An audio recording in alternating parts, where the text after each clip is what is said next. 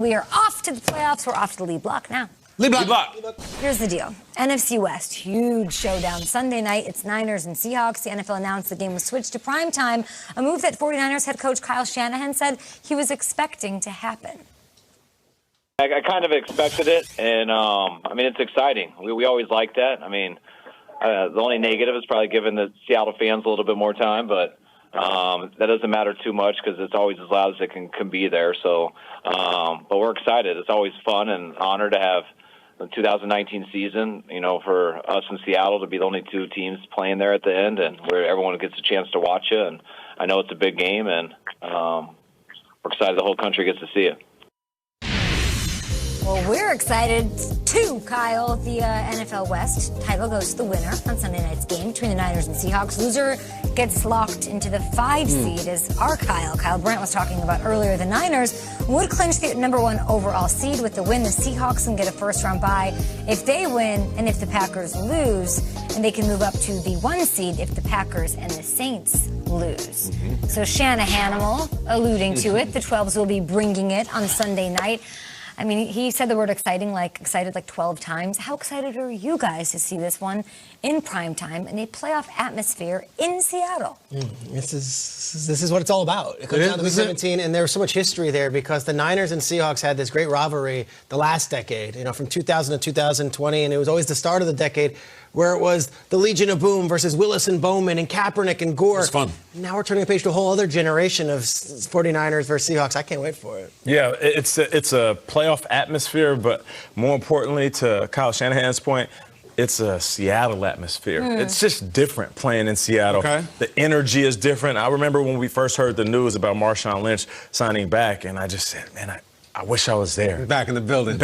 Just to be a fan. I don't even want to be on the sideline. I don't even want to go there as Nate Burleson, a former player. I literally would love to go undercover, sit in the stands with a hoodie on, and just feel the energy of the crowd when Marshawn is introduced. Because I'm assuming if they're going to do things the right way, you go ahead and announce that offense is going to be introduced. Because that's how it works before the game. You know how this goes, Kyle. They walk in the locker room, and everybody's on the edge, sitting there on pins and needles, and coach comes in and says, hey, yo.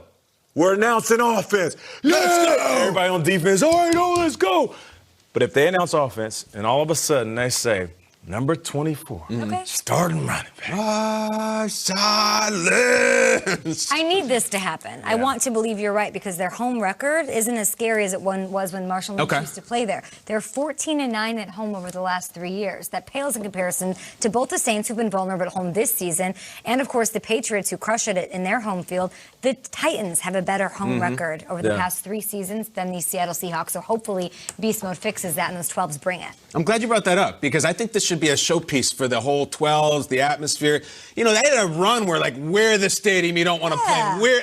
I don't know if the bloom is off that rose. You hear the Superdome's the toughest place to play. KC, I think the toughest place to play watching it is Denver. So Seattle, if you're really that bad and you have all day to get excited or amp up or do whatever you need to do to get ready, this better be Bedlam because I think their reputation is in the rear a little bit. You got to bring that back. Yeah, we don't want to play in Lambeau. No, that too. That are looking a little bit top 5 scarier. right now. Week 17 kicks off Sunday morning. It wraps up with the 2019 regular season. So let's break down the best matchups, the biggest storylines with something that we affectionately call Round Thursday. Fight. Round 1 fight. Big NFC West matchup on Sunday Night Football. We've just been talking about it to start this hour. And 2 rookies have made a really big difference in both of these squads this season. I'd like to pit 2 of them against each other. Which guy has more of an impact, not on Week 17, but on the postseason? Bosa, part of the Bosa constrictor, right? Part of that. And DK Metcalf, the great. I'm going to be a little biased here, and I'm going to go with DK Metcalf because I've been seeing him slowly trend in the right direction. It wasn't like he came in his first game and he looked like a pure wide receiver. Now, there's some things that he had to get better at. He had to get better at route running, learn how to condense his size when he played in the slot, learn how to high point the ball and use soft hands when he's being thrown fade routes.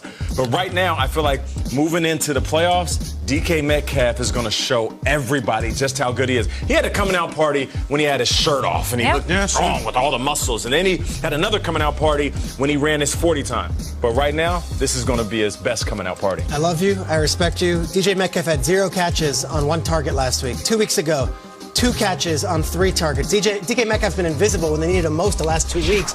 He's trending in the absolute wrong direction. They need this guy. I'm going to go with you on DK Metcalf, but it can't be the effort we've gotten the last 2 weeks. And I don't want to blame the kid because you don't know what the game plan is, but the Cardinals had the worst ranked pass defense in the league, and he had 0 catches. If they're going to do anything, Week 17 or the playoffs, DK Metcalf needs to be the chiseled guy. We need to be talking about him. We need to see something out of him. A complete bagel on Sunday against the Cardinals. We need you, buddy. He's going to play a huge role.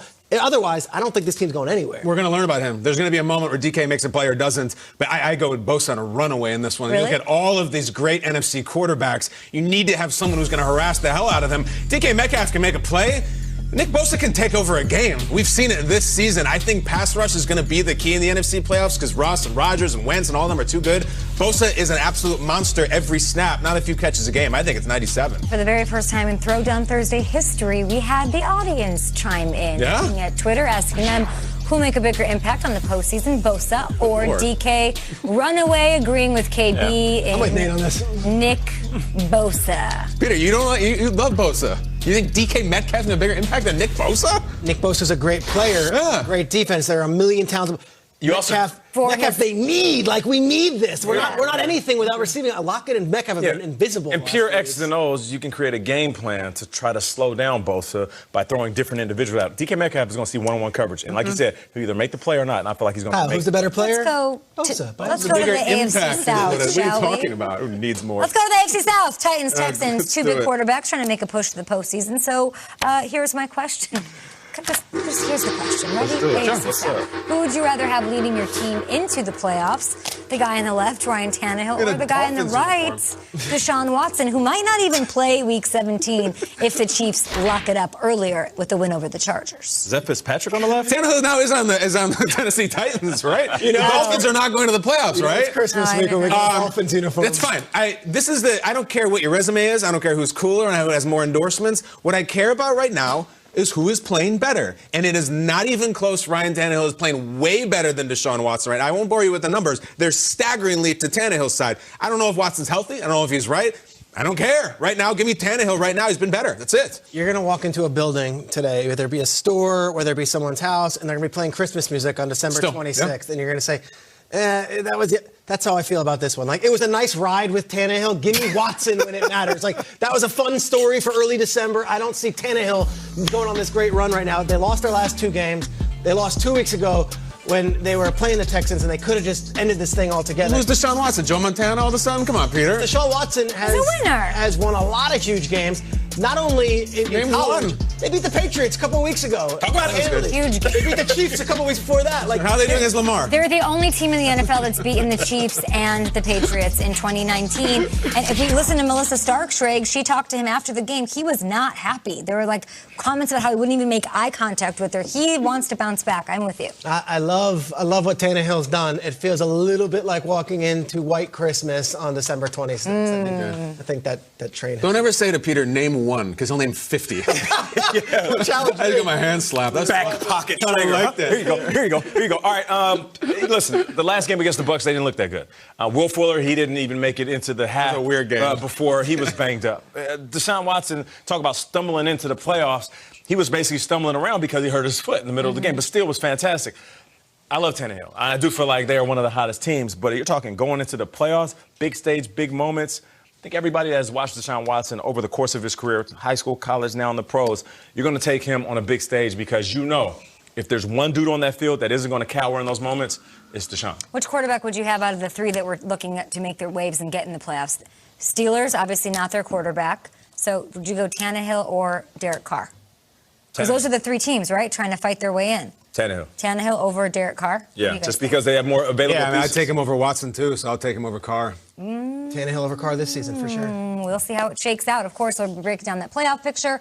Last one, a little holiday melee, shall we? Lots of celebrations going on these next couple of weeks. I'd like to know, what is the better holiday, Christmas Eve or New Year's Eve? All right. Christmas Eve to me has now become a very stressful time because I have to do a lot of assembling of things and in construction, and it's very hard. Normally I'd say Christmas Eve, but I'm going to go back to my 20s. I'm going to get a little naughty here. There's something on New Year's Eve that cannot be touched, And it is when you're single in your 20s and you stick the landing on a New Year's Eve makeout at midnight. It's about as good as it gets. As far as the completely sort of obnoxious, unapologetic makeouts, I'm going to go 7th grade in the movie theater. Then I'm going to go at a concert during your slow song. And then I'm going to go when the clock strikes 12 at midnight and with someone that you met 16 minutes ago. It's so hot. I love it and I miss it. I'm going to go New Year's. Love you, honey. I've never had a good random sloppy New Year's kiss. You No? used to have, really? Yeah, I got ways. I mean, it was good. It was fun. I'm not saying I couldn't do. I haven't done that. It's not the. It's intoxicating. A good thing. Really? I love it. Yeah. You love a random makeout. Make it all the way to 12:06. All those young single guys out Bars there. closed, Kyle. Look, it's a target-rich environment. The people are all looking for that. The women, the men. It's easy. It's the easiest one of the year. Yeah, it's the Come easiest. on. That I will agree.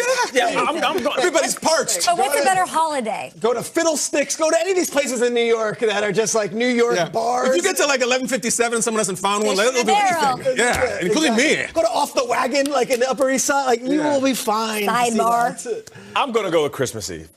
Just being that you're in dad mode, the kids, they're so joyous and giddy about Christmas, and they're off school, so you get to hang out. And first of all, Kyle said, I'm assembling things and doing construction. Yeah. You're not doing construction, bro. Yeah, I built a house on the 24th. Are you kidding me? Yeah.